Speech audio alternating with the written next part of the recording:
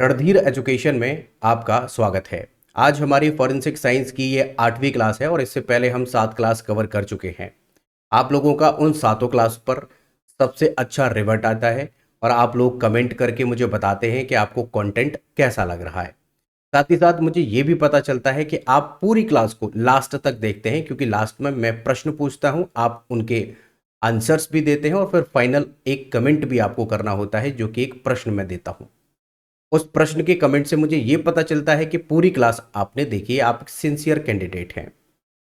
आज हमारी खैर ये 8वीं क्लास है जिसमें हम फाइबर एनालिसिस के बारे में समझेंगे। प्रीवियस क्लास में हमने जो जाना वो हेयर के बारे में समझा था। हेयर से काफ़ी प्रश्न जो है एग्जाम में बन सकते हैं। अब यहाँ पर चूंकि एफएसएल फॉरेंसिक साइंस लेबोरेटरी की ये वैकेंसी है, तो हमें ये सब पॉइंट्स जो हैं ये अच्छे से डिटेल में पढ़ने ही पड़ेंगे, क्योंकि यहाँ से प्रश्न बनने की संभावना है। बस आपको यही करना है कि जब भी आपको वीडियो अच्छा लगता है, चाहे वो इन्वायरमेंट एंड इकोलॉजी का हो, वहाँ पर भी आप लोगों के कमेंट्स मुझे आते हैं, मुझे उन लोगों के भी नाम याद होते हैं। इसी प्रकार आप इंडियन पॉलिटी का जो मैंने वन शॉट बनाया है, जो बिगिनर्स से लेकर एडवांस तक मैंने वहाँ पर चीज़ें आपको प्रोवाइड करवाई हैं, उस पर भी कमेंट आते हैं। इन्वायरमेंट एंड इकोलॉजी और कंप्यूटर के वन शॉट पर आपके सबसे ज़्यादा मुझे कॉम्प्लीमेंट्स दिखाई पड़ते हैं, जो मुझे बहुत अच्छा लगता है। जो लोग कमेंट कर रहे हैं, पूरा वीडियो देख रहे हैं, समझ पा रहे हैं चीज़ों को। अब मैं यहाँ पर कुछ कमेंट लूँगा, फिर मैं क्लास को आगे बढ़ाऊँगा। यही हमारा सिलसिला चलता है। पहले हम थोड़ा-सा आपको ओवरव्यू बताते हैं कि पहले हमने क्या-क्या कर लिया है, उसके बाद फिर हम क्लास को स्टार्ट करते हैं। और फिर सबसे महत्वपूर्ण चीज़ जो हम पढ़ लेते हैं, उससे रिलेटेड जितने भी प्रश्न बन सकते हैं, वो भी हम इसमें आगे चलकर करते हैं। हर एक क्लास में हमने ऐसे ही किया है। इसमें भी वो मैं आपको इम्पोर्टेंट प्रश्न करवाऊँगा, जो इस फॉरेंसिक साइंस में फाइबर एनालिसिस से आपसे पूछे जा सकते हैं। अब यहाँ पर कुछ भाइयों के कमेंट हैं, कुछ बहनों के कमेंट हैं, तो मैं उन कमेंटों को लेकर के फिर आगे बढ़ूँगा। जैसे कि एक शुभ कुमार जी हैं भाई हमारे, उन्होंने कमेंट किया था कि 13 तारीख की क्लास यानी 13 अगस्त की क्लास हमने नहीं करवाई है। देखिए, 1-2 क्लास अगर बीच में गैप हो भी जाती हैं, अगर कोई हो भी जा रहा है, तो उसके लिए आपको परेशान नहीं होना है। मैं आपका पूरा सिलेबस करा दूँगा और इसी मंथ में, लगभग मुझे उम्मीद है कि इसी मंथ में हो जाएगा। अभी भी आप देखिए, हमारी लगातार क्लास चल रही है। एक भी दिन मैंने संडे के दिन भी छुट्टी नहीं की, उस दिन भी आपको कंटेंट दिया। और इसी प्रकार मैं कोशिश करूंगा कि संडे को छोड़ देते हैं, अदरवाइज हर दिन आपको ये क्लास मिलेगी और इसी महीने ये आपका पूरा सिलेबस हो जाएगा। फिर उसके बाद हम क्या करेंगे, इस फॉरेंसिक साइंस की प्रैक्टिस करेंगे और इसमें इस तरह के सवाल भी शामिल करेंगे मिसलेनियस, जो इस सिलेबस में नहीं है, जो कि पूछे जाने की संभावना भी है। ठीक है, तो आपको परेशान बिल्कुल नहीं होना है। आपके एग्जाम से काफ़ी दिन पहले पहले इसका सिलेबस भी होगा और प्रैक्टिस भी हो जाएगी। 1-2 दिन अगर बीच में क्लास नहीं मिलती है, तो फिर उस दिन आपको फॉरेंसिक साइंस के अलावा इन्वायरमेंट एंड इकोलॉजी की क्लास मिली थी, कभी आपको बायोलॉजी की क्लास मिल रही है, तो क्लास डेली आपको मिल रही है। इतना कंटेंट इस चैनल पर पड़ा हुआ है, आप प्लेलिस्ट में जाकर के अगर सर्च करेंगे तो आपको टाइम ही नहीं मिलेगा। जीएस आपका अच्छा हो जाएगा, Indian polity, environment and ecology, computer, economics, ये सब मैं करवा चुका हूं। आप उन्हें देख लीजिए, क्योंकि वो पैट में भी आपका पेपर में आना है। ठीक है। अब शिव कुमार जी, आपकी जो शिकायत थी, कई सारे कमेंट्स थे कि 13 तारीख की क्लास नहीं हुई है, क्या क्लास बंद कर दी गई है? नहीं, बिल्कुल क्लास बंद नहीं होगी। आपको ये पूरा सिलेबस कराऊंगा। वो बशर्ते बात अलग है कि कभी मुझे टाइम नहीं मिल पाया, मैं किसी दिन क्लास नहीं ले पाया, तो अगले दिन क्लास जरूर लूंगा, बट आपका पूरा सिलेबस होगा, इस बात की पूरी श्योरिटी है। कोर्स को ज्वाइन करें, जो कि फ्री ऑफ कॉस्ट है, बस आपको वो सेव रखना है। जब भी कोई नई क्लास होती है उसमें ऐड हो जाती है। ठीक है। हमारे कुछ और भाई बहन हैं जो कि ये शहरों के नाम बताते हैं अपने, और जिनके मुझे नाम काफ़ी याद हो जाते हैं, जैसे शैलेश कटारिया हैं, शामली से हैं, उपासना सिंह हैं। हर एक वीडियो पर इनका कमेंट ज़रूर मिलता है। मैं इनको अप्रिशिएट करना चाहूँगा कि इनका सिलेक्शन ज़रूर होगा। इसी तरह से निरंतर आप मेहनत करते रहिए, सीखते रहिए, है ना। सिलेक्शन ऐसे ही होता है, एक दिन में कोई भी चीज़ नहीं बदलती, बट आप रेगुलर चीज़ों को सीखते हैं, पढ़ते हैं, एग्ज़ाम ओरिएंटेड चीज़ें आप देखते हैं, तो ये कंफर्म है कि आज नहीं कल आपका सिलेक्शन जरूर होगा। प्रतापगढ़ से हमारे एक सुनील पांडे भाई हैं, ये प्रतापगढ़ से हमें देखते हैं, वीडियो पर कमेंट भी करते हैं। राहुल चौरसिया जी हैं, इनके अक्सर कमेंट मुझे दिखाई पड़ते हैं, अच्छे व्यक्ति हैं। और डी के विजडम सुल्तानपुर से हैं। और राजकुमार गुप्ता जी हैं, इनका एक कमेंट था कि इन्वायरमेंट की वन शॉट हमने करा दी है, अब वन शॉट का सेकंड पार्ट कब आएगा। देखिए उसके सेकंड पार्ट के 2-3 वीडियो तो मैंने इस प्लेलिस्ट में ऐड कर दिए हैं। आपकी जो प्लेलिस्ट इन्वायरमेंट एंड इकोलॉजी की मास्टर क्लास की पड़ी हुई है, इसमें 2-3 लेक्चर जो है ऐड हो गए। इसी तरीके से जब 7-8-10 लेक्चर हो जाएंगे तो मैं फिर इसका सेकंड शॉर्ट बनाकर डाल दूंगा, जो कि लगभग 80% कवर कर लेगा। फिर थोड़ा बहुत बचेगा, उसको थर्ड शॉर्ट में डाल देंगे। ठीक है, तो एनवायरमेंट एंड इकोलॉजी कंफर्म आपका कंप्लीट कराऊंगा, चाहे किसी भी एग्जाम में आप अपियर हो रहे हो, 100% आपका वहां से बाहर प्रश्न नहीं जाएगा, है ना। एक प्रश्न और था, हमारी एक बहन है लक्ष्मी कुमारी जी, इन्होंने कमेंट किया था कि जो कंटेंट है, कई बार ऐसा होता है कि जो मेरी चेयर रखी हुई है, यानी मैं हूं, मेरे पीछे कुछ कंटेंट दिखता है, वो दिख नहीं पाता है मेरी वजह से, यानी चेयर की वजह से ऐसा होता है। तो देखिए मेरा पहला उद्देश्य आपको कंटेंट दिखाना ही है, इसीलिए मैंने जानबूझकर अपनी इमेज, यानी जो मैं वीडियो में दिखता हूं, वो बहुत छोटी सी एक इमेज आती है, जिससे आपको ये फील आ सके कि हाँ आप एक लेक्चर ले रहे हैं, आप एक्सप्रेशन देख सकें, आप समझ सकें चीज़ों को। ऐसा होता है कि जब हम टीचर सामने से देखते हैं तो ज़्यादा अच्छा एक्सप्रेशन समझ में आता है ना। तो मेरा पहला जो मोटो रहता है वो ये रहता है कि आपको पूरी स्क्रीन दिखाई पड़े, इसीलिए मैंने उसको छोटा किया हुआ है। अब मैं आगे ये भी ध्यान रखूंगा कि जैसा कि पीछे कभी ऐसा होता है कि पीछे अगर गायब होती हैं चीजें, तो फिर मैं वहां से अपने आप को रिमूव करूंगा, आपको पूरा कंटेंट पर फोकस कराऊंगा। पीडीएफ तो आपको मिलता ही है, उसमें पूरा कंटेंट दिखता ही होगा। मैं और टीचर्स की तरह बिल्कुल नहीं करता कि मेरा मोटिव ये रहे कि आप मुझे देखें, यानी जैसे कि होता है बोर्ड्स पर ज्यादातर टीचर घेर लेते हैं और अपने आप पर फोकस ज्यादा रखते हैं। मेरा बिल्कुल भी उद्देश्य नहीं है, मैं चाहता हूं आप पढ़िए, लिखिए और अपना सिलेक्शन लीजिए, ये ज्यादा इंपॉर्टेंट है, ना कि ये इंपॉर्टेंट मैं देखता हूं या नहीं। ठीक है, तो कंटेंट जब भी आएगा मैं इसका ध्यान रखूंगा। तो अब क्लास स्टार्ट करते हैं, हम जान लेते हैं। ये तो बातें हो गई हमारी जो आप लोगों से मुझे करनी थी। आप लोग जिस तरह से इन्वायरमेंट एंड इकोलॉजी पर भी आप कमेंट करते हैं, यहाँ भी करते हैं, तो मुझे जरूरी था कि मुझे बताना था। अब फाइबर विश्लेषण के बारे में हम समझेंगे इस क्लास में। हमें जानना है कि फाइबर एनालिसिस कैसे होता है। तो पहले जनरल हमें यह जानना पड़ेगा कि फाइबर होते कौन कौन से प्रकार के हैं, फाइबर होता क्या क्या है, कैसे बनता है, किसमें कौन सा प्रोटीन पाया जाता है। ये दोनों प्रश्न बायोलॉजी के परिप्रेक्ष्य में भी और फॉरेंसिक साइंस के परिप्रेक्ष्य में भी इंपॉर्टेंट है। उसके बाद जब आप इसके जनरल आप ये जान लेंगे कि फाइबर ऐसे होता है, उसके बाद आपको इसका एनालिसिस करना है अपनी फॉरेंसिक साइंस के परिप्रेक्ष्य में, तो वो भी हमें समझना है। अब पहली बात तो सिंपल था, ये सब आप जानते ही हैं कि फाइबर की परिभाषा क्या होती है। तो फाइबर जो होता है वो टेक्सटाइल निर्माण की एक न्यूनतम इकाई है, यानी कोई भी कपड़ा अगर आपके पास में है तो ये कई सारे फाइबर से मिलकर बना हुआ है। तो बेसिक यूनिट जो है वो फाइबर ही हुई, इसी को पिरो पिरो के आपका कपड़ा बना दिया जाता है। अगर किसी जगह पर फाइबर का कोई भी, अगर फाइबर आपको मिल रहा है कहीं पर भी, छोटा सा पार्ट भी मिल रहा है और वो क्राइम सीन है, तो ये समझो कि ये एक सबूत मिल गया है आपको। अब इस पर आपको जांच करनी है, आप अपराधी तक इसकी वजह से पहुंच सकते हैं। तो अपराधी कितना भी शातिर सही, कभी ना कभी ऐसा कोई ना कोई क्लू जरूर छोड़ जाएगा जो उसे वहां तक, जेल तक पहुंचाने का काम करेगा, यानी वो पकड़ा जरूर जाएगा, कितना भी शातिर अपराधी क्यों ना हो। तो यहां पर हम उस फाइबर से, जहां पर हमें जो क्राइम सीन है वहां से अगर कोई फाइबर मिला है तो हम उसे ट्रेस करेंगे, उसके बारे में जानेंगे, फिर हम जो संदिग्ध है उससे मिलान करेंगे और जो मिला है उससे मिलान करेंगे, और जो भी अपराधी है हम उसे पकड़ सकते हैं। बात समझ पा रहे हैं? तो ये फाइबर की एक परिभाषा है, सिंपल सी। अब आती है बात जो इंपॉर्टेंट है, जो आपके एग्जाम में आती है, वो है कि फाइबर के प्रकार क्या क्या होते हैं। दरअसल हमारा जो फाइबर होता है, एक जो हमें भगवान डायरेक्ट दे रहे हैं, मतलब प्रकृति हमें डायरेक्ट दे रही है, नेचुरल है, यानी आप नहीं बना रहे, वो नेचुरली आपको प्राप्त होती है। जैसे प्लांट से आपको क्या मिलता है, जैसे कॉटन मिलता है। कभी आपने, आप लोग हमारे कुछ भाई बहन, बहुत सारे लोग यहाँ से होंगे, किसी गांव से देख रहे होंगे, तो आपके गांव में हो सकता है कि कॉटन का पेड़ होता हो। मेरे गांव में होता है कॉटन। तो वहां पर छोटे छोटे जो है एक बॉल सी बनती है, और फिर बॉल जो है वो फटती है, फिर वो ओपन होती है, उसके बाद उससे कॉटन आती है। इसी कॉटन को हम जो इंडस्ट्रीज होती हैं वहां को भेजते हैं, फिर वहां पर उसकी सफाई होती है, क्लीनिंग होती है, फिर उसके कई स्तर के कई सारे कॉटन्स बनाए जाते हैं। कपड़े के लिए यही कॉटन यूज होती है, उसके रेसे बनते हैं। ठीक है, तो कॉटन हो गया हमारा, ये हमारा एक प्लांट से, एक नेचुरल रिसोर्सेज से हमें मिल रहा है, यानी नेचुरल फाइबर है। इसी तरीके से जूट है, ये भी एक नेचुरल फाइबर है। ठीक है, फ्लैक्स जो होता है, जिसे लीलन कहते हैं, आपने लीलन के कपड़े पहने होंगे, बहुत सारी पेंट बहुत बनता है लीलन का। तो ये तीनों चीजें आप नेचुरल फाइबर में याद रखेंगे। ये देख रहे हैं आप, ये हमारा कॉटन है, ये आप जो देख रहे हैं ये जूट है, और ये हमारा जो लीलन है ये आप देख रहे हैं। ठीक है भाई, तो ये पॉइंट आप जरूर ध्यान रखिएगा। अच्छा, इसका अगर आपसे ये पूछ लिया जाए कि अगर आपसे ये पूछ लिया जाए कि इनमें जो इसका मेन कंपोनेंट है या मेन घटक है वो क्या है, तो ये सब आप जानते हैं कि ये सब सेलुलोज से बने होते हैं।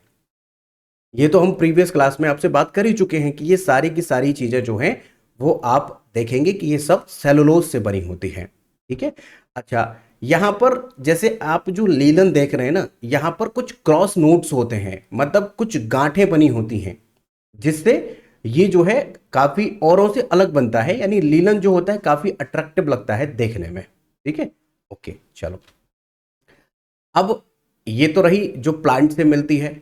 अब दूसरी है जो कि ये भी नेचुरल में आएगी, बट ये मिल कहाँ से रही है, ये एनिमल से मिल रही है। जैसे ऊन है, ऊन कहाँ से ला रहे हैं, तो आप जाएंगे तो वहां पर भेड़ होती है, भेड़ जो कि गर्म होते हैं उसके बाल बहुत सारे, तो उन बालों को छील लिया जाता है, उसके बाद आपके लिए कंबल बनाए जाते हैं, आपके लिए ऊन बनाई जाती है। यही जो आप जैकेट्स पहनते हैं सर्दियों में, वो सब आपके एनिमल के ही बालों से बनती हैं। उसको वॉश किया जाता है, अच्छे से तैयार किया जाता है, सॉफ्ट बनाया जाता है, कलर किया जाता है, उसके बाद आपको वो चीजें मिलती हैं। तो ईश्वर ने तो उसको दिया, लेकिन इंसान ने अपने लिए उसको यूज किया। जैसे आप अगर ऊन की बात करेंगे तो ऊन में आप ध्यान रखेंगे ये क्रेटिन प्रोटीन होता है ना, कैराटीन भी लिखा रहता है कहीं पर। तो ऊन जो है, ऊन में कौन सा प्रोटीन पाया जाता है, क्रेटिन प्रोटीन पाया जाता है, याद रखिएगा, क्रेटिन प्रोटीन। अगर रेशम की बात करेंगे तो रेशम में दो चीजें होती हैं। एक तो आप ध्यान रखेंगे फाइब्रोइन, ये सबसे ज्यादा प्रश्न पूछा गया है कि रेशम में कौन सा प्रोटीन मिलता है, तो वो है आपका फाइब्रोइन प्रोटीन। ठीक है। दूसरा एक और याद रखेंगे, सेरेसिन, सेरेसिन। अब दोनों में फर्क क्या है, देखो फाइब्रोइन प्रोटीन जो होता है इसे मजबूती प्रदान करता है, यानी स्ट्रोंगनेस के लिए होता है, ये इसे स्ट्रोंग बनाता है। ठीक है। और सेरेस्टिन जो प्रोटीन होगा वो इसमें चमक पैदा करता है, किसमें, रेशम में। रेशम काफी चमकीला होता है, वो आता है ना एक गाना, रेशमी जुल्फें, मतलब वो कहने का मतलब उसका इससे है कि चमकदार आपकी जुल्फें हैं। मतलब फाइब्रोइन तो मजबूती प्रदान कर रहा है, लेकिन सेरेसिन चमक के लिए इसमें प्रोटीन पाया जाता है। अभी तक के एग्जाम्स में जो मैंने देखा है वो सबसे ज्यादा यही है कि कौन सा मिलता है, तो वो फाइब्रोइन प्रोटीन मिलता है। साथ में आपको ध्यान रखना है सेरेसिन चमक के लिए भी इसमें प्रोटीन मिलता है। अब तो याद हो गया होगा आपको। ठीक है, आगे बढ़ते हैं खनिज के बारे में, ये भी नेचुरल रिसोर्सेस है। तो अबेस्टस है, अबेस्टस जो है वो हमें कहाँ से मिलता है, खनिज, एक प्रकार का खनिज है, ये भी हमें नेचर से मिलता है। प्राकृतिक फाइबर जो होते हैं वो हमें डायरेक्ट नेचर से प्राप्त होते हैं, और इनकी संरचना विशेष रूप से प्रोटीन या फिर खनिजों से बनी होती है। ठीक है, कोई दिक्कत तो नहीं यहाँ तक। आगे अब हम देखेंगे कि यहां पर कृत्रिम सिंथेटिक फाइबर जो कि बनाया जाता है। अब कृत्रिम यानी आपको आर्टिफिशियल बनाना है, सिंथेटिक बनाना है, जो इंसान खुद बनाएगा, यानी मैन मेड फाइबर कौन से होते हैं, देखो दो तरीके के हैं। एक तो नेचुरल हैं जो बिल्कुल आपको डायरेक्ट मिल रहे हैं नेचर से। ठीक है। दूसरे ऐसे होते हैं जो फाइबर तो हैं, सिंथेटिक हैं, इंसान ने किसी न किसी एक कंपोनेंट को लेकर उसमें कुछ चेंजेस करके फिर अपने लिए एक सिंथेटिक फाइबर यूज करना सीखा। जैसे रीजेनरेटेड कौन कौन से होते हैं, जैसे रेयोन है, एसीटेट है, याद रखिएगा ये फाइबर प्राकृतिक स्रोतों जैसे सेलुलोज होता है, सेलुलोज होता है हर एक किसी में, से प्राप्त होते हैं। लेकिन इनमें कुछ ना कुछ रासायनिक आप उपचार करते हैं, कुछ रासायनिक इसमें ट्रीटमेंट किया जाता है, और फिर इसे बना लेते हैं हम कैसा, कृत्रिम यानी सिंथेटिक फाइबर। इसे हम रीजेनरेटेड बोलते हैं। आपके लिए नेचर ने दिया जो कि सेलुलोज था, आपने सेलुलोज की मदद से यहां पर रेयन बना दिया, एसीटेट बना दिया। एसीटेट जो होता है इतना चमकदार, इतना सॉफ्ट होता है, इसे आप केमिकल्स की यूज से बनाते हैं सेलुलोज में बदलाव करके, ये जो आप देख रहे हैं। ठीक है जी, समझ में आ गया यहां तक। अब आगे देखिएगा, इसी में सिंथेटिक में देखें तो नाइलॉन है, ये सिंथेटिक है, नाइलॉन है, पॉलिएस्टर है और एक्राइलिक है। तो ये आप तीनों याद रखेंगे, नाइलॉन है, पॉलिएस्टर है, एक्राइक है। ठीक है। ये फाइबर जो होते हैं जो कि सिंथेटिक हैं, इसमें हम पेट्रोलियम आधारित रसायनों से इनको बनाते हैं। दोनों में फर्क याद रखेंगे, ये पेट्रोलियम आधारित जो रसायन होते हैं उनका यूज करके हम नायलॉन, पॉलिएस्टर और एक्रिलिक बनाते हैं। ठीक है, ये बहुत ज़्यादा मजबूत बन जाते हैं, टिकाऊ बन जाते हैं और बहुत तरीके से फिर इनको इस्तेमाल किया जाता है। ध्यान रख लेंगे, सिंथेटिक में आप ध्यान रखें, नायलॉन, पॉलिएस्टर और एक्रिलिक जो होता है ये पेट्रोलियम आधारित रसायनों से बनते हैं, जैसा कि आपको इमेज में दिख रहा है, और सब में फिर कलर्स यूज किए जाते हैं। ठीक है, ओके, आगे देखिएगा। अब चूंकि आपने जनरल तो ये जान ही लिया कि भाई हमारा जो होता है एक प्राकृतिक होता है और एक कृत्रिम होता है, यानी सिंथेटिक होता है, हम बना सकते हैं। नेचुरल रिसोर्सेज से हमें सेलुलोज चाहिए होता है, उसी में कुछ रासायनिक क्रियाएं करा करके हम एसीटेट बनाते हैं, और अगर कभी पेट्रोलियम आधारित कोई रसायन यूज करेंगे तो फिर हमारा नायलॉन बनेगा और इस तरह के हमारे फिर कपड़े बनेंगे, मतलब कि फाइबर बनेगा। ठीक है, अब हमारा मेन उद्देश्य क्या है, हमें ये तो जानना ही था कि भाई ये होता क्या है। मेन उद्देश्य है हमारा कि जब हम इसके बारे में बेसिक समझ जाएंगे तो फिर हम इसे फॉरेंसिक साइंस में जाकर, यानी फॉरेंसिक लैब में जाकर अब इसका परीक्षण भी तो करना है, यही तो हमारा मेन मोटो है। तो यहां पर कैसे परीक्षण करेंगे, तो इसके लिए आपको माइक्रोस्कोपिक एग्जामिनेशन करना होगा, है ना। ये माइक्रोस्कोपिक एग्जामिनेशन यानी भौतिक एवं सूक्ष्मदर्शी परीक्षण जो होता है वो स्टीरियो स्टीरियो माइक्रोस्कोप से और कंपाउंड माइक्रोस्कोप के थ्रू होता है। स्टीरियो स्टीरियो माइक्रोस्कोप और कंपाउंड माइक्रोस्कोप के थ्रू ये होगा, जिसमें फाइबर का आप रंग पता कर सकते हैं, उसकी चौड़ाई, व्यास पता, डायमीटर जिसको बोलते हैं, ये पता कर सकते हैं, और उसकी जो काट है, अनुप्रस्थ काट, वो कैसी है, यानी क्रॉस सेक्शनल शेप आप देख सकते हैं, और उसके बारे में उसकी क्या पैटर्न है ये भी पता कर सकते हैं। ये काम आप जो करेंगे वो माइक्रोस्कोपिक एग्जामिनेशन के द्वारा स्टीरियो माइक्रोस्कोप या फिर कंपाउंड माइक्रोस्कोप के थ्रू ये काम करेंगे। ओके, ठीक है। इसके बाद आपको ये चार्ट जरूर जरूर जरूर याद करना है। कैसे? क्योंकि यहां से डायरेक्ट प्रश्न जब आपसे फाइबर से पूछेगा ना एग्जाम में, फॉरेंसिक लैब वाले में, तो यहां से डायरेक्ट प्रश्न पूछेगा या फिर स्टेटमेंट देकर पूछेगा। देखो मैं आपको एक चीज बता दूं, जितना भी मैं पढ़ा रहा हूं ना उसे बस थोड़ा सा ध्यान से पढ़ लो, ठीक है।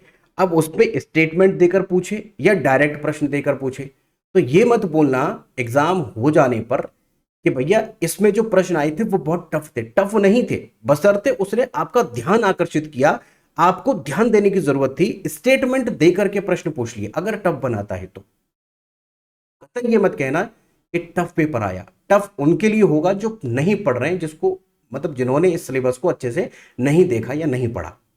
आप पढ़ रहे हैं तो अब आप पढ़ने के बाद जितना भी मैं पढ़ा रहा हूं उसे याद कर लीजिए, रिवीजन करिए बार बार, और फिर प्रश्न जब आपको नया भी दिख जाए तो फिर उसे अपना दिमाग लगाकर जो आपके पास नॉलेज है उसके आधार पर सॉल्व करना।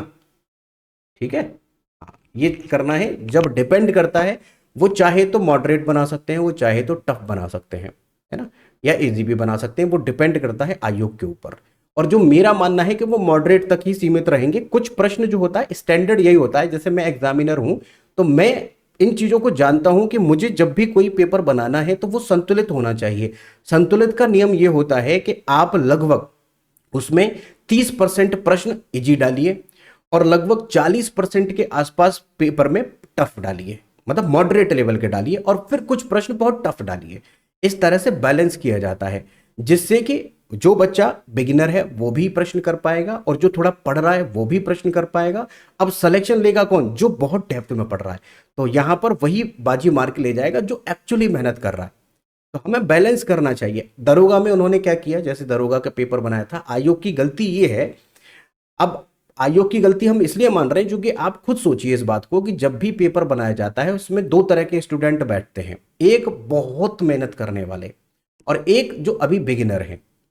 उन्होंने जो पेपर बनाया था वो ऐसा पेपर बनाया था कि चाहे आप बिगिनर हो चाहे आप बहुत मेहनत करने वाले हो, दोनों के लिए एक जैसा हो गया। यानी वो आकलन ही नहीं कर पाए कि हमें स्टूडेंट मेहनत करने वाला चाहिए। यानी जब थोड़ा सा पेपर मॉडरेट या फिर टफ आता है, यहां पर बाजी कौन मारता है? जो मेहनत कर रहा है, उसके साथ न्याय होता है, मेहनत करने वाले के साथ। आपसे मान लीजिए कि 10 प्रश्न पूछेगा और बहुत इजी इजी प्रश्न पूछेगा जो कि बिगिनर भी जवाब दे रहा है, और जो मेहनत कर रहा है वो तो जवाब दे ही देगा। तो बताइए इसमें अंतर कहां से हो पाया कि जो बिगिनर है, यानी जो कम तैयारी कर रहा है, जिसने मेहनत कम की, और एक बहुत ज्यादा मेहनत कर रहा है, उसमें हम डिफरेंस ही नहीं कर पाए। तो आयोग को बैलेंस पेपर बनाना चाहिए, ये आयोग को देखना चाहिए कैसे करना है, बाकी वो जाने। अब यहाँ पर ये जो आप स्लाइड देख रहे हैं, यहाँ पर देखिएगा, जब फॉरेंसिक लैब में अगर आपको कोई ऐसा फाइबर मिलता है जो अज्ञात है, जिसके बारे में पता नहीं है, अब आपको उसका परीक्षण करना है। इसके लिए आप कई तरीके की टेक्निक्स का यूज करते हैं। जैसे आप उसे जलाने की कोशिश करेंगे, जलाकर देखेंगे वो क्या सिम्टम दे रहा है, ठीक है। फिर जलाने के बाद उससे धुआं उठेगा, उससे आप अनुमान लगाएंगे कि ऐसा धुआं तो उसका उठता है, ठीक है। फिर वो जब वो जल जाएगा तो उसका फिर कुछ बचेगा, राख बचेगी, अवशेष बचेगा, उससे आप अनुमान लगाएंगे कि जलने के बाद वो चीज ऐसे बचती है। तो ये 3 तरीके होते हैं जब आप बर्न टेस्ट करते हैं, फ्लेम टेस्ट ऑफ फाइबर करते हैं, ठीक है। जैसे अगर आप इसमें अगर आप इसमें सेलुलोज एसीटेट का, अगर आप फाइबर का टेस्ट करेंगे तो ये क्या होगा, जब आप इसे जलाएंगे तो ये पहले पिघलेगा और उसके बाद बहुत तेजी से ये जलना शुरू कर देता है। सेलुलोज एसीटेट हमेशा यही करेगा, ये इसका व्यवहार होता है, इसका बिहेवियर होता है कि आप उसे जब जलाने की कोशिश करेंगे लौ पर, तो वो पहले पिघलेगा और उसके बाद फिर तेजी से जलना शुरू कर देगा।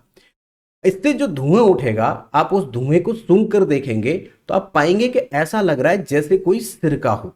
सिरका तो आपने देखा होगा, आपके घर में एप्पल साइडर विनेगर होगा या फिर किसी और का होगा, एप्पल का ज्यादातर लोग रखते हैं। तो यहां पर जो सिरका होता है उस जैसी स्मेल इसमें आती है, ठीक है। अच्छा, गंध का प्रकार समझ में आ गया। या फिर ऐसा लगेगा एसिटिक एसिड, क्योंकि विनेगर में एसिटिक एसिड ही होता है, ये तो जानते होंगे आप। जैसे सिट्रिक एसिड, एसिटिक एसिड, नहीं तो जानते होंगे ना इसके बारे में। कार्बिक एसिड, इनमें सब में, तीनों में क्या फर्क है। बायोलॉजी की क्लास ज्वाइन करते रहो, वहाँ बायोलॉजी में आपको सब कुछ एक्सपर्ट कर दूंगा मैं। आप वहाँ पर रेगुलर प्लेलिस्ट सेव कर लो, वहाँ पर जो है मैं क्लास जितनी भी कराऊंगा उनको ध्यान से कर लेना। और मेरी श्योरिटी है कि बायोलॉजी में आप ऐसे हो जाएंगे जैसे नीट का स्टूडेंट होता है, इतना आपसे मैं श्योरिटी लेता हूँ, ठीक है। तो सिरका, सिरके में होता है एसिटिक एसिड। वैसे मैं आपको यहीं पर बता दूं, एक होता है सिट्रिक एसिड, एक होता है एस्कार्बिक एसिड। जब आप विटामिन सी की बात करते हैं तो एस्कार्बिक एसिड होता है, और जब आप खट्टे फलों की बात करते हैं जैसे नींबू होता है, संतरा होता है, उसमें सिट्रिक एसिड होता है ना। और जब आप इसकी बात करते हैं ना, जब सिरके की बात करते हैं तो ये एसिड टाइप का होता है, तो इसको बोलते हैं एसिटिक एसिड, ठीक है। हाँ, अब यहां पर जब उसकी राख बचेगी तो वो कठोर होगा, है ना, काले मनके जैसी उसकी राख हो जाएगी, और मतलब उसका कोई एक आकार नहीं होगा, टेढ़ा मेढ़ा सा वो आपको अवशेष जो है, राख उसकी देखने को मिलेगी। तो सेलुलोज एसिटेट जो होता है वो पिघलता है और तेजी से जलता है, सिरके जैसी गंध आती है, कठोर उसका राख होगा, और राख का कोई नियम नहीं होगा, टेढ़ी मेढ़ी राख आएगी और काले मनके जैसी जमा हो जाती है, ठीक है। इसी तरीके से अगर आप फ्लेम पर जलाएंगे किसी लीलन को या कॉटन को, तो ये फिर पिघलती नहीं है, सीधे जलना शुरू कर देती है। आप किसी कॉटन को जला के देखना कभी, ऐसे नहीं जैसे घर पे पूजा करते होंगे, आप बत्ती जलाते होंगे तो बत्ती में आप घी लगा लेते हैं, इस वजह से वो बत्ती जलती नहीं है। तो आपको क्या करना है, उस कॉटन, सूखी कॉटन को लीजिएगा और उसमें आग लगा के देखिएगा, ये पिघलेगी नहीं, जैसा कि सेलुलोज एसिटेट के साथ है। तो इसमें क्या होगा, ये डायरेक्ट आग पकड़ लेगी और बहुत तेजी से आग पकड़ती है। अगर किसी जगह पर गलती से बहुत सारी कॉटन रखी हो और आपने हल्की सी आग लगा दी ना, हल्की सी, फिर आप बुझाते रह जाना, बुझेगी नहीं, 2 मिनट में सब राख कर देगी, इतना तेजी से आग पकड़ती है। और ऐसा लगता है जैसे जलते हुए कागज की सी इसमें से स्मेल आएगी, किसमें से, कॉटन में से, लीलन में से, ठीक है। और जब इसकी राख आप देखेंगे तो वो काली नहीं होगी, वो होगी लगभग सफेद या फिर भूरी, धूसर टाइप की, हल्की धूसर, मतलब ब्राउन टाइप आप कह लें तो ज्यादा सही होगा, मतलब हल्की सी काले से हल्की सी सफेद से हल्का सफेद होता है, ठीक है। अगर ऊन और रेशम के बारे में देखें तो ये धीरे धीरे जलता है और फिर स्वयं भी बुझने लगता है। लेकिन कॉटन के साथ ऐसा नहीं है, कॉटन तो एक बार आग अगर पकड़ ली तो फिर राख होके ही मरेगा। लेकिन ऊन और रेशम के साथ क्या होता है, ये धीरे धीरे जलता है, प्लस इसमें बुझने में अपने आप ही ये बुझ जाता है। इसमें स्मेल जो आएगी ऊन और रेशम में, ऐसा लगेगा जैसे किसी के बाल जलाए जा रहे हैं, और वैसे भी प्राकृतिक है ऊन। तो यहां पर बाल जलते हुए बाल आपको लगेंगे जैसे किसी का सींग जला दिया गया है, ऐसी स्मेल आपको यहां पर महसूस होगी, ठीक है। और यहां पर जब राख बनती है इसकी, तो वो राख ऐसी बनती है कि एक बार आपको राख दिखेगी जरूर कि ये राख है, जैसे हाथ लगाएंगे तो पूरी बिल्कुल एकदम बारीक से वो बिछ जाएगी पूरी, ऐसी तो बुरबुरी राख होती है ना, क्रश करने लायक होती है ऐसे। नायलॉन से आप याद रखेंगे, नायलॉन जो होता है वो जलने से पहले पिघलता है, जैसे आपका सेलुलोज एसीटेट पिघल रहा था। लेकिन यहाँ पर जो जलने की उसकी तीव्रता होती है वो मध्यम होती है नायलॉन की। जलने से पहले पिघलता जरूर है, लेकिन इतना स्पीड से नहीं है, जैसे बहुत तेजी से जलता है सेलुलोज एसीटेट, बट यहाँ पर थोड़ा सा स्पीड उससे कम होती है। अब यहाँ पर आपको क्या लगेगा, जैसे अजवाइन है या उबलता हुआ केमिकल है, ऐसा आपको यहाँ पर अजवाइन होती है खाने में वाली, तो अजवाइन जैसा यहाँ पर आपको गंध मिलेगी इसकी। और इसका जब आप राख देखेंगे तो वो कठोर होगी, गोल होगी, पारदर्शी होगी और भूरा हार्ड राउंड बियर होगा, ये मन का भूरा मन का जैसा बन जाएगा। जैसे आपने कभी कंचे खेले हो तो कंचे जैसा ये इसकी एक राख बनती है नायलॉन की, है ना, गोल बनेगी। पॉलिएस्टर में देखें तो ये पिघलता है और काला धुआं देता है। पॉलिएस्टर काला धुआं देता है, ये बात ध्यान रखेंगे। हल्की मीठी केमिकल जैसी इसमें गंध आती है, कठोर होता है, गोल होता है। जब आप इसका वो देखेंगे, राख देखेंगे, तो वो काला भूरा मन का टाइप इसकी राख होती है। ठीक है। एक्रिमल की बात करें तो तेजी से पिघलता है और फिर जलता है, तीखी होती है और इसकी जो रासायनिक गंध होगी वो बहुत गंदी लगती है, आपको बहुत बुरी लगेगी। तो वो क्या होगा, एक्रिलिक होगा, है ना। अब मैं यहाँ पर थोड़ा सा अपने आप को, जैसा कि कहा था लक्ष्मी कुमारी जी ने कि उनको पीछे का वो दिखता नहीं है, यहाँ पर आपको दिख जरूर रहा होगा, लेकिन फिर भी मैं एक बार दिखा देता हूँ।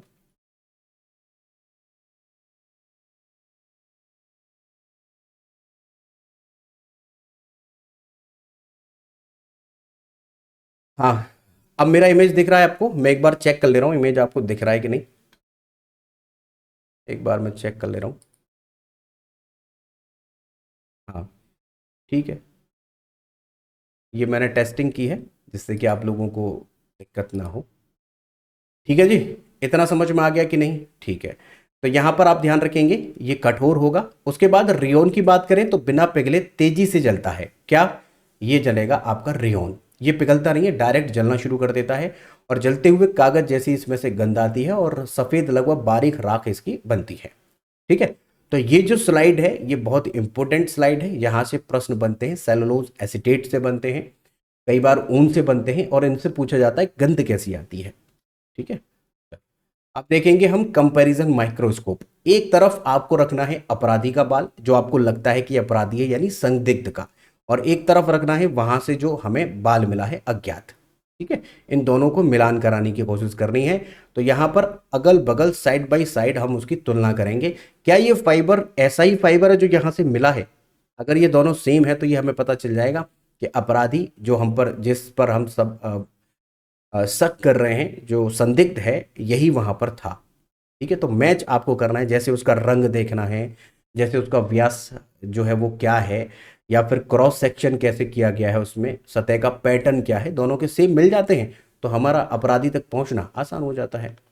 अब देखिएगा फाइबर का फॉरेंसिक परीक्षण करते हैं हम, तो उसमें हम दहन परीक्षण के बारे में एक बार फिर से देख लीजिए। आप जैसे आप लॉ के बारे में देखिएगा, ये इंपॉर्टेंट चीज है इसलिए मैं इसको थोड़ा सा एम्फेसाइज कर रहा हूं।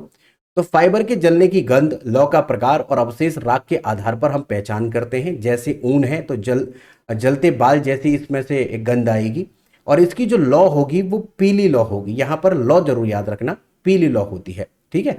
पीली लौ जो होगी वो कपास की, रेशम की, ऊन की, इन तीनों की पीली होती है। जब नायलॉन की बात होती है वहां पर नीली, भाई ब्लू कलर की लौ होती है। ठीक है। जलने पर राख भुरभुरी बनती है। भुरभुरी राख बनती है किसमें? ऊन और कपास में। और ऊन और कपास और रेशम आप जानते हैं ये प्राकृतिक होते हैं, नेचुरल होते हैं, तो इस वजह से इसको आप याद रखेंगे, इनमें पीली लौ बनती है। लेकिन जब नायलॉन होता है इसमें अमोनिया जैसी गंध आती है। अमोनिया जैसी बहुत गंदी तीव्र गंध आती है नायलॉन में। ठीक है। नीले प्रकार की, इसमें नीले कलर की सी आपको लौ दिखाई पड़ेगी, कठोर होती है। इसका जो अवशेष होगा ये सिंथेटिक है, आप जानते ही हैं इसके बारे में। पॉलिएस्टर है, पॉलिएस्टर में मीठी रासायनिक गंध होती है, पीली लौ होती है, काला धुआं छोड़ती है। एक्रेलिक जो होता है वो काफी तीखी गंध होती है इसकी, रस और पीली लौ और काला धुआं छोड़ेगी, कठोर और काला अवशेष इसका होता है। ये आपकी तीनों कैसी हैं? ये आपकी कृत्रिम है। ठीक है, कृत्रिम है। आगे बढ़ेंगे अब भाई।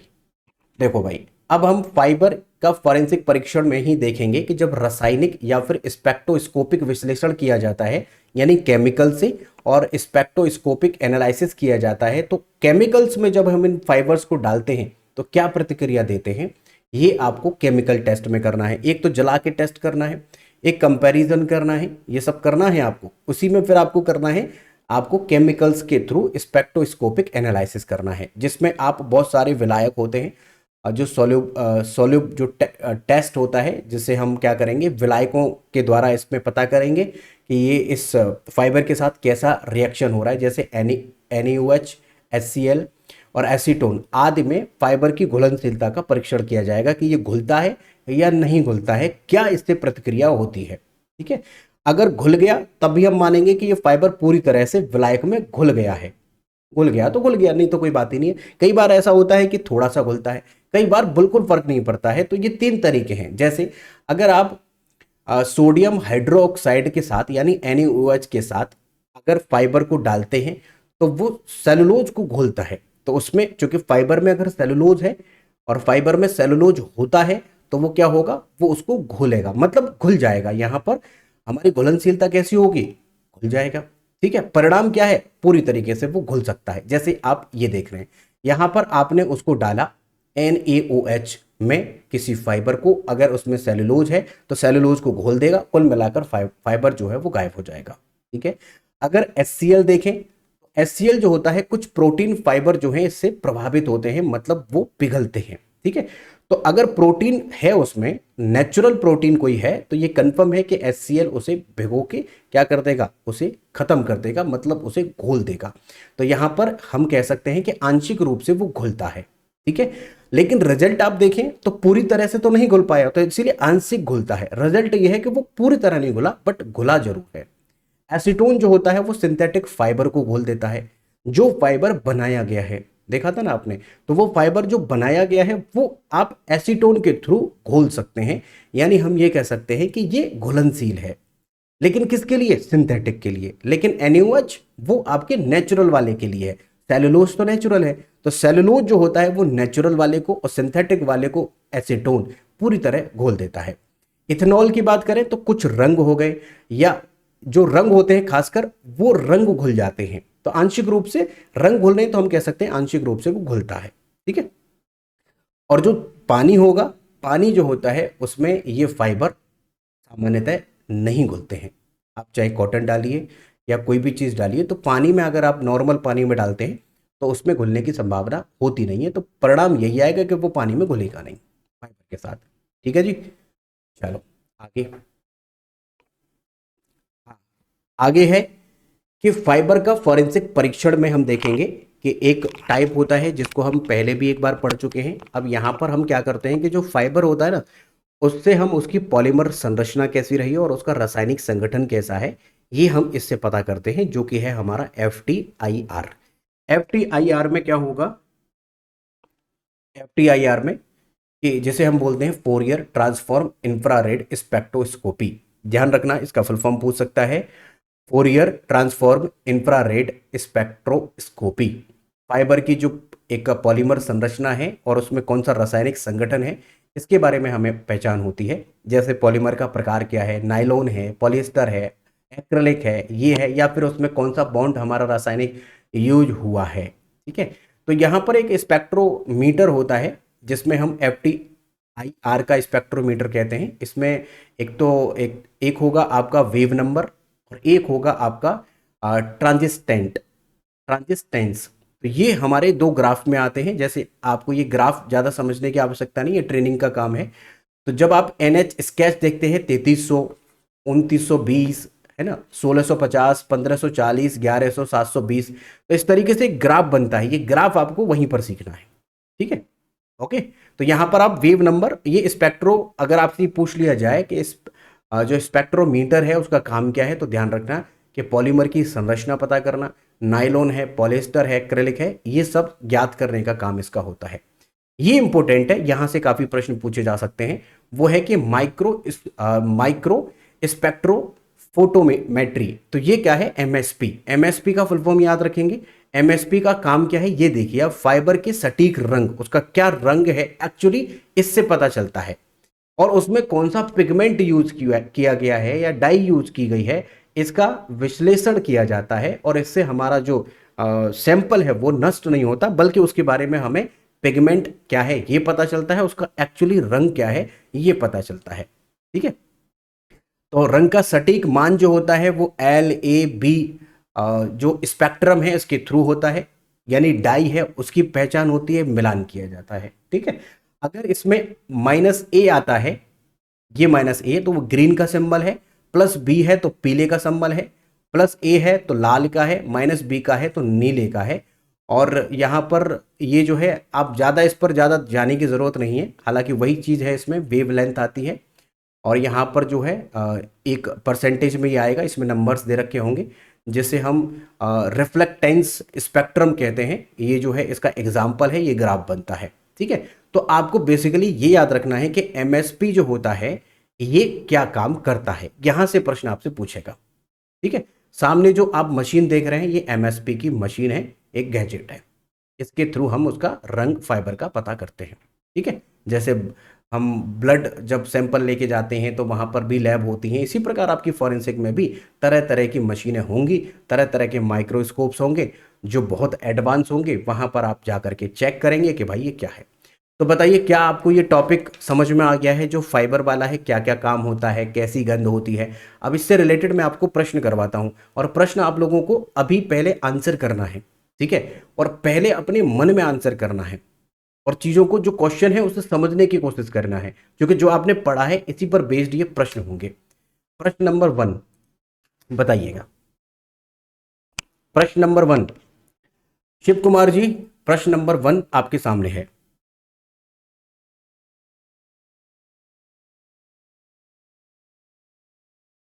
प्रश्न नंबर 1 है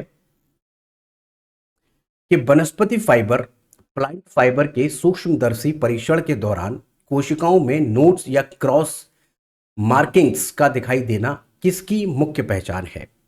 बताइए, किसकी मुख्य पहचान है? थोड़ा सा जिक्र मैंने इसके बारे में किया था और आपने अगर ध्यान से सुना था तो आप इसका आंसर कर ले जाएंगे। क्या शिव कुमार जी आपका आंसर आ रहा है? अगर हाँ तो मिलान करिए। मिलान है फ्लैक्स या लीलन। मैंने बात बात बताई थी आपको कि लीलन जो होता है इसमें नोट्स होते हैं, क्रॉस नोट्स होते हैं, तो वो कुछ ऐसा लगता है जो क्रॉस नोट्स की तरह दिखाते हैं, जो कि बाकी चाहे जूट है, कॉटन है, इन सब से इसको अलग बनाती है, इसकी ये पहचान। तो जो क्रॉस नोट्स है ना, जब आप इसको चेक करेंगे वनस्पति फाइबर में, तो माइक्रोस्कोप में चेक करेंगे तो आपको जगह जगह पर नोट्स दिखाई पड़ेंगे, वो इसे सबसे अलग बनाती है। एक बार में आप पहचान लेंगे कि ये तो भैया नेचुरल एक लीलन है, ये पहचान लेंगे। ठीक है, चलो दूसरा प्रश्न बताएंगे भाई। लक्ष्मी कुमारी जी दूसरा प्रश्न बताएं। दहन परीक्षण यानी बर्न टेस्ट के दौरान कौन सा फाइबर जलने पर सिरके यानी विनेगर जैसी गंध देता है, जो पिघलकर एक कठोर काले मनके में बदल जाता है? बताइए, बहुत आसान है लक्ष्मी जी, आंसर आपके मन में आना चाहिए पहले, फिर आप मिलान करिएगा। तो वो बताइए क्या है आंसर, क्या होगा इसका?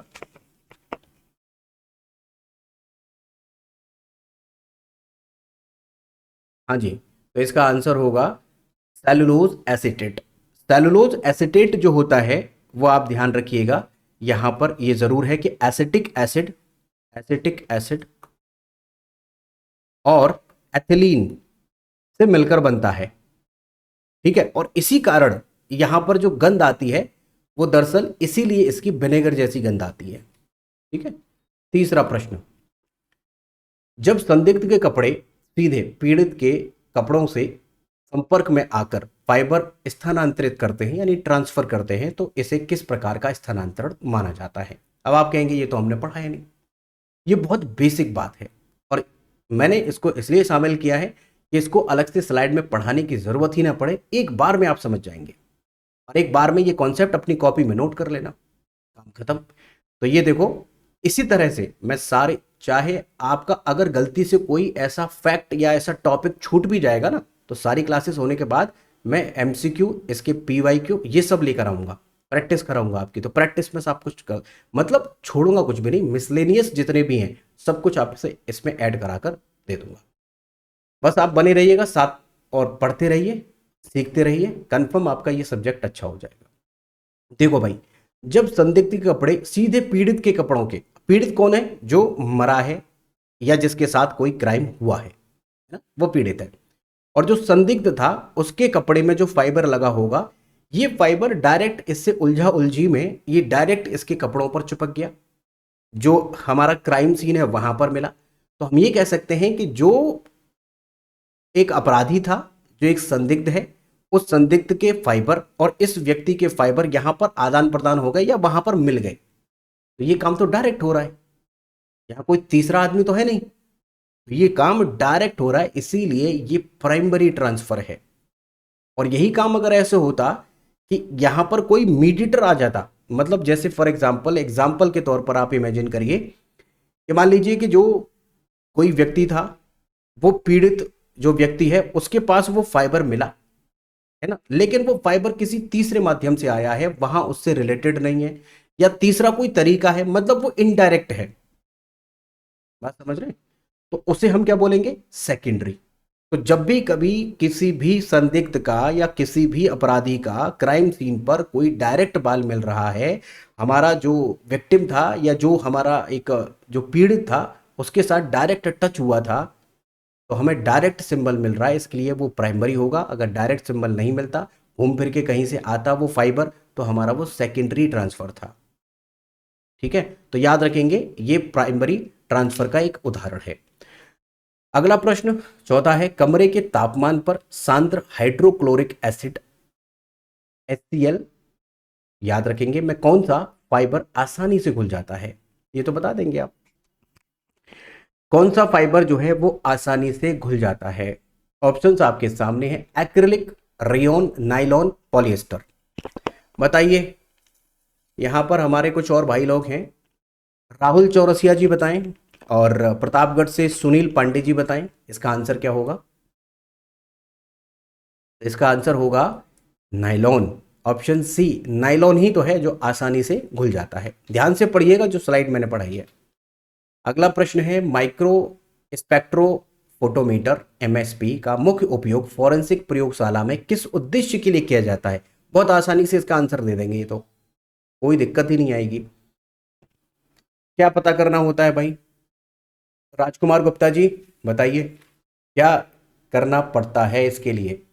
इससे हमें यूज क्या है, क्यों करते हैं इसके लिए? तो इसको हम यूज ये करते हैं क्योंकि हमें जो हमारा रंग होता है, पिगमेंट होता है, वो पता करना होता है। इससे हम रंग और पिगमेंट पता कर सकते हैं, यानी ऑप्शन डी सही होगा, मीजरिंग डाई, और जिसको हम एब्जॉर्प्शन बोलते हैं, स्पेक्ट्रा। तो उसमें डाई यूज की गई है, पिगमेंट यूज किया गया है, ये पता चलता है। ओके, छठा प्रश्न बताइएगा, कालीन यानी कारपेट निर्माण में प्रयुक्त सिंथेटिक फाइबर को विशिष्ट ट्राइलोबल, ये ट्राइलोबल होता है, क्रॉस सेक्शनल आकार क्यों दिया जाता है? कालीन भैया के बारे में जानते होंगे, मिर्जापुर वाले। वैसे तो कालीन के लिए मिर्जापुर प्रसिद्ध है, बट इतना नहीं है। जब आप यूपीजी के पढ़ेंगे ना, तो वहां पर आपसे पूछेगा कि कालीन के लिए सबसे ज्यादा कौन सा निर्यात होता है, सबसे ज्यादा कौन सा बनता है। हमारे साथी लोग जरूर जानते होंगे कि वो मिर्जापुर आंसर नहीं है उसका। मिर्जापुर में बनती है, बट इतनी नहीं जितनी कि और दूसरे एक जिले में बनती है, जो बहुत पहले नंबर पर आता है। तो मुझे लगता है हमारे कुछ भाई बहन ऐसे जरूर हैं जो यूपी के पढ़ रहे होंगे, और हम यूपी जीके की क्लास स्टार्ट करने वाले भी हैं, और वो इस आंसर को जानते होंगे। अगर जानते हैं तो एक बार कमेंट करके बताइएगा कि सबसे ज़्यादा कालीन हमारे उत्तर प्रदेश में कहाँ बनती है। जैसे कालीन नगर, कालीन शहर भी कहा जाता है, वो मिर्जापुर नहीं है। तो यहाँ पर कालीन निर्माण में जब हम कभी भी सिंथेटिक फाइबर का यूज करते हैं, तो उसे ट्राइलोबल, एक क्रॉस सेक्शनल एक आकार होता है, मतलब कटिंग में एक आकार दिया जाता है। वो इसलिए दिया जाता है जिससे कि आप कालीन यूज किस लिए करते हैं, क्योंकि जमीन पर पड़ी रहती है कालीन, इस पर कभी आप नंगे पैर जाएंगे तो कभी जूते पहन के जाएंगे, तो अब वो जल्दी जल्दी गंदी होगी तो बड़ा बुरा लगेगा। तो उसमें क्रॉस सेक्शनल एक आकार इस तरह से दे दिया जाता है कि जो गंदगी है आपके जूतों की या फिर आप मिट्टी की, वो उसमें छिप जाए, इतनी आसानी से दिखे नहीं। यही तो भाई, कालीन नीचे ही तो रहती है, इसलिए हमारा यहां पर सी ऑप्शन सही होगा। मिट्टी और गंदगी छुपाने के लिए उस कालीन में ऐसा यूज किया जाता है। कोई फाइबर मिल रहा है जहां पर इस तरह की क्रॉस कटिंग है, तो हम ये लगा सकते हैं कि ये किसी कालीन का काम था, यानी किसी कालीन के ऊपर ये क्राइम हुआ है, या वहां पर हमें कालीन के अवशेष प्राप्त हुए हैं। तो एक क्लू मिल जाएगा, एक लीड मिल जाएगी। अगला प्रश्न है, प्राकृतिक रेशम यानी सिल्क फाइबर में मुख्य रूप से कौन सा संरचनात्मक प्रोटीन पाया जाता है? बहुत ज्यादा रिपीट होता है, बहुत ज्यादा रिपीट होता है। मैंने 2 प्रोटीन बताए हैं जिसमें आपको रेशम का ये वाला प्रोटीन याद रखना ही रखना है, और वो कौन सा होता है? फाइब्रोइन, याद रखेंगे फाइब्रोइन, ठीक है। फाइब्रोजिन भी बोलते हैं इसको, फाइब्रोइन या फाइब्रोजिन एक ही बात है, ठीक है। अगला 8वां देखिएगा, कपड़े की सतह से झड़े हुए सूक्ष्म फोरेंसिक फाइबर एकत्र करने के लिए सबसे प्रभावी और मानक विधि कौन सी है। मतलब आप फॉर एग्जांपल कि कहीं पर कोई क्राइम हुआ है, आपको लगता है यहाँ पर फाइबर मिल सकते हैं, तो आप कैसे फाइबर को उठाएंगे? एक चश्मा लगाएंगे जिसमें बहुत जूम करके दिखता है, फिर एक एक पिन से लेकर उसे उठाकर एक बैग में रखेंगे, है ना? क्या ऐसा करेंगे? तो ऐसा नहीं करना है। आपको क्या करना है, एक टेप लेनी है और वो टेप ऐसी होनी चाहिए जो डायरेक्ट अगर आप उस जगह पर लगाएं तो वो टेप पर चिपकाएं सारे के सारे सैंपल, और उस सैंपल को आप कलेक्ट कर लें। तो सबसे बेहतरीन तरीका यही है कि अगर आपको बालों के या ऐसे बाल जो फाइबर युक्त हैं या फाइबर हैं, खासकर उसमें आपको टेप लिफ्टिंग करनी होती है। ऐसी टेप जिस पर आप जैसे ही रखेंगे उसको तो वो चिपक जाएंगे, टेप लिफ्टिंग की जाती है। तो हमारा यहाँ पर ऑप्शन बी जो होगा वो सही होगा, ठीक है। अगला प्रश्न है, कौन सा उपकरण किसी अनजान सिंथेटिक फाइबर के पॉलीमर सब क्लास की निश्चित रासायनिक पहचान प्रदान करता है? तो यहाँ पर आपको यही बताना है कि कोई सिंथेटिक फाइबर है, उसकी पॉलीमर सब क्लास होती है, उसकी निश्चित रासायनिक पहचान प्रदान करता है, तो वो कौन सा है? तो वहाँ पर आंसर होगा हमारा ऑप्शन डी, FTIR स्पेक्ट्रोमीटर। तो ये सिंथेटिक फाइबर की सब क्लास बताता है, बताया था मैंने जब स्लाइड आपको दिखाई थी, ठीक है।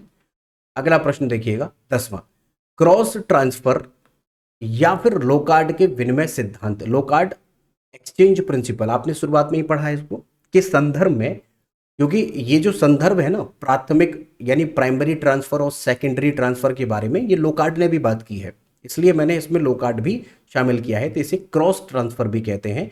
मैं द्वितीयक स्थानांतरण में क्या अंतर है, यानी जो प्राइमरी हमारा ट्रांसफर है और सेकेंडरी ट्रांसफर है, इन दोनों में फर्क क्या है, ये प्रश्न है, ठीक है। ये बड़ा प्रश्न है, इस वजह से मैंने इस प्रश्न को जो जरूरी है उनको इंग्लिश में बीच में ले लिया है। इंग्लिश में पूरी तरह जैसे प्रीवियस हमारा जो क्वेश्चन था उसको इंग्लिश में भी ट्रांसलेट किया गया है, यहाँ पर हमने ऐसे लिया है कि दोनों समझ पाए, बट प्रश्न बड़ा था, पूरी स्लाइड जो थी वो भर जाती। अब यहाँ पर जो होगा, आप इतना जान लीजिए कि जब भी कभी डायरेक्ट संपर्क हो रहा है, डायरेक्ट कांटेक्ट हो रहा है, तो वो प्राइमरी हमारे पास फाइबर आएगा, प्राइमरी हमारे पास ट्रांसफर होगा। लेकिन अगर हमें वो सेकेंडरी ट्रांसफर तभी कहेंगे जब इनडायरेक्ट आ रहा है, इनडायरेक्ट कोई मीडिएटर के थ्रू आ रहा है, सिंपल सा है। तो ये चीज आपको ध्यान रखनी है, किसने दी है, इसे हम बोलते हैं क्रॉस ट्रांसफर। क्रॉस ट्रांसफर लॉकयार्ट विनिमय सिद्धांत जो है, जो कि लॉकयार्ट्स का है, याद रखेंगे। 11वां प्रश्न देखिए, निम्नलिखित में से कौन सा रसायन नाइलॉन और पॉलिएस्टर फाइबर के बीच रासायनिक रूप से अंतर करने के लिए घोलक यानी सॉल्वेंट जो घोलता है उसमें, मतलब जिसमें घोला जाएगा वो फाइबर के रूप में प्रयोग किया जाता है, ये आपको प्रश्न बताना है। तो बताइए, ये आप नायलॉन और पॉलिएस्टर को किस में डालेंगे जिससे कि आपको पता चल सके? तो बताइए, ये हमने अभी स्लाइड में बात की आपसे कि किसी भी फाइबर को आप कैसे पता करेंगे, जला के पता करेंगे और उसका एग्जामिनेशन करेंगे, कंपैरिजन करेंगे, क्रॉस कटिंग देखेंगे, प्लस आप उसे किसी सॉल्यूशन में आप डालेंगे उसे, उसमें देखेंगे कि वो घुल रहा है कि नहीं घुल रहा है। और ये काम जो होता है वो आप सांद्र हाइड्रोक्लोरिक एसिड में करते हैं, HCl में। आप जानते हैं हमारी बॉडी में, पेट की जो लेयर होती है ना, उसमें भी एक HCl मिलता है, वो लेयर पर चिपका रहता है, जिससे HCl जो होता है ना, HCl वही हमारी बॉडी में, जैसे हम खाना खाया, इसमें बैक्टीरिया हैं, छोटी छोटी गंदगी है, कुछ भी है, अगर बैक्टीरिया है जो हमारी बॉडी को हार्म कर सकते हैं, वही HCl उसको गला देता है, जला देता है। बहुत खतरनाक होता है HCl। वैसे भी अगर आपके ऊपर अगर ये गिर जाए तो आपकी स्किन पर जहां गिरेगा उस स्किन को जला देगा HCl। लेकिन यहां पर जो है वो सांद्र HCl है, इसमें हम चेक करेंगे सांद्र में, ठीक है। तो ऑप्शन ही हमारा यहाँ पर सही होगा। 12वां प्रश्न देखिए, फाइबर के अनुप्रस्थ काट यानी क्रॉस सेक्शनल शेप के आधार पर निर्मित ट्राइलोबल आकार किस कृत्रिम फाइबर में मुख्य रूप से चमक और मिट्टी छिपाने के गुण बढ़ाने के लिए किया जाता है? इसे आप बता देंगे नायलॉन और पॉलिएस्टर है। इसका आंसर होगा ऑप्शन बी, जो कि कारपेट के लिए यूज किया जाता है, कारपेट फाइबर के लिए। यह हमारा बी आंसर इसका होगा। अब 13वां आंसर है जो कि आपको कमेंट करके बताना है, और रुकिएगा, सुनिएगा पूरी बात। प्राकृतिक रेशम यानी सिल्क फाइबर के संबंध में कौन सा कथन सही है? Which of the following statement is correct regarding natural silk fibre? Options आपके सामने हैं, जो भी आपको आंसर लगता है ये प्राकृतिक रेशम के बारे में कमेंट करके ज़रूर बताना। ये बिल्कुल नहीं सोचना है कि आपका आंसर गलत है, कि आपका आंसर सही है। बस आप इसमें ये बताइएगा कि आपने यहाँ तक इसको देखा है। ये एक आपकी एक प्रेजेंट लगाना है कि आप लोग देख रहे हैं, और जो भी आपको लगता है उसका आंसर ज़रूर करेंगे। साथ ही साथ हमारे इस चैनल पर आप प्लेलिस्ट सेक्शन में जाकर सारे सब्जेक्ट जो जीएस के हैं, इंडियन पॉलिटी, हिस्ट्री, ज्योग्राफी, ये सारे विधिवत तरीके से पढ़ाए गए हैं। जो सीरियस कैंडिडेट है, जो आपको लगता है कि वो सीरियस कैंडिडेट है, जो एक्चुअली पढ़ रहा है, उसे ये कंटेंट वाकई में समझ में आता है, ये निश्चित तौर पर हम कह सकते हैं। अदरवाइज तो मैंने काफ़ी जगह पर लोगों को पढ़ते हुए देखा है, बट वहाँ पर क्या मिल रहा है क्या नहीं मिल रहा है मुझे इसके बारे में नहीं पता। बट मैं इतना जानता हूँ कि जो सीरियस कैंडिडेट है वो इसका महत्व जरूर समझेगा जो मैं कंटेंट दे रहा हूँ। तो आपकी नज़र में अगर ऐसा कोई भी स्टूडेंट है जो एक्चुअली पढ़ रहा है, उसको आप हमारा ये चैनल शेयर कर सकते हैं, आप हमारी प्लेलिस्ट को शेयर कर सकते हैं। इससे मुझे अप्रिसिएशन मिलेगा, मैं और बेहतर कंटेंट आपके लिए लेकर आऊँगा। यूपी जीके हो, इन्वायरमेंट एंड इकोलॉजी हो, कंप्यूटर हो, हिंदी हो, इसके अलावा हम इंडियन पॉलिटी, हिस्ट्री, ज्योग्राफी, ये सब कुछ करवा रहे हैं आपकी डिमांड पर। और भी हम नए सब्जेक्ट जो अभी तक इस चैनल पर नहीं कराएं उनको भी शुरू करेंगे। वो डिमांडेबल है। अगर आप डिमांड करते हैं किसी स्पेसिफिक सब्जेक्ट के लिए तो डिमांड करना, तो जो जीएस के है वो मैं पढ़ाऊंगा। अगर आपकी डिमांड किसी अन्य विषय को लेकर आती है तो उस पर भी मैं विचार करके फिर किसी को हायर करूंगा और फिर आपके लिए यहाँ पर क्लासेस शुरू करवाऊंगा। यहाँ पर इतिहास हमें शुरू करना है, वो डिमांडेबल है। अगर इतिहास में आपकी आती है, और इतनी श्योरिटी की बात कह रहा हूँ कि फीलिंग्स के साथ में आपको पूरा इतिहास याद करवा दूंगा, श्योरिटी है इस बात की। एक बार आप अगर कमेंट करेंगे कि इतिहास भी शुरू करना है, यूपीजी के तो हम शुरू कर ही रहे हैं, बायोलॉजी हमने शुरू कर ही दिया है, आप उसको देखते रहिए, पढ़ते रहिए, सीखते रहिए। किसी भी प्रकार का कोई डाउट हो, कोई कन्फ्यूजन हो, या कुछ पूछना चाहते हो तो आप कमेंट कर सकते हैं। मैं सभी के कमेंट का जवाब जरूर देता हूं। और इस कमेंट में आप जरूर बताएं कि वीडियो आपको कैसा लगा, कंटेंट आपको कैसा लगता है, ये जरूर बताएं। अपने शहरों के नाम भी बताइएगा जैसा कि आप बताते आए हैं। ठीक है, तो मिलते हैं नेक्स्ट इन्फॉर्मेटिव वीडियो में। टेलीग्राम पर इसका पीडीएफ दे दूंगा, उसके लिए चिंता मत करना। टेलीग्राम पर सभी के पीडीएफ मिलते हैं। अगर कभी ऐसा होता है कि कोई पीडीएफ रह जाता है, मुझे भूल हो गई है, मैं नहीं डाल पाया हूँ, तो आप मुझे कमेंट कर दें उस वीडियो पर जाकर पीडीएफ, तो मैं वहाँ पर पीडीएफ भी आपको टेलीग्राम पर दे दूँगा। मिलते हैं नेक्स्ट इन्फॉर्मेटिव वीडियो में, तब तक अपना ध्यान रखिए एंड गुड लक।